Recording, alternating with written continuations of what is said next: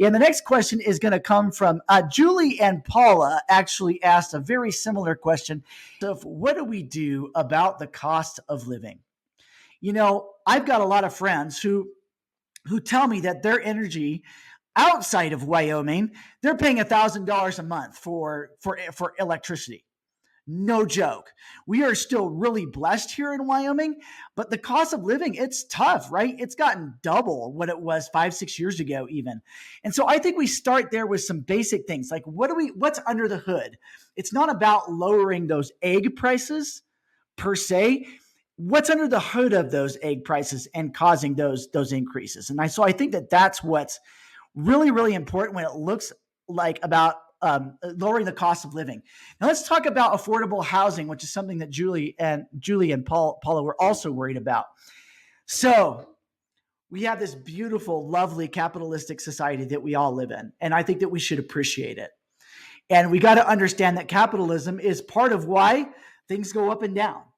And we don't want to stifle those things, right, you guys? And there's a lot of factors affecting housing. Besides mass migration from expensive places to cheaper places, what about short-term rentals?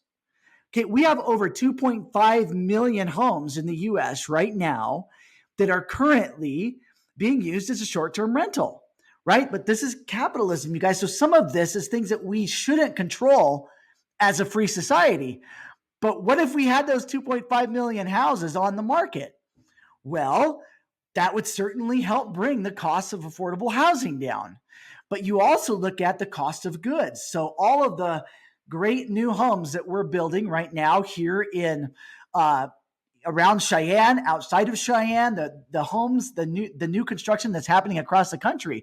Well, guess what? Construction goods have doubled, tripled in some cases in the last 4 or 5 years. So you have that affecting the housing market as well. How do we bring the cost of goods down? I'm going to circle back around energy. If we can bring the cost to produce those goods down, a lot of that has to do with energy. Obviously, some of that has to do with labor and other factors, the federal government and regulations and rules and things like that. We can bring the cost of these things down, you guys, but it's not going to happen overnight. And it's going to require strong leadership with strong vision going, we're going to go ahead and do this.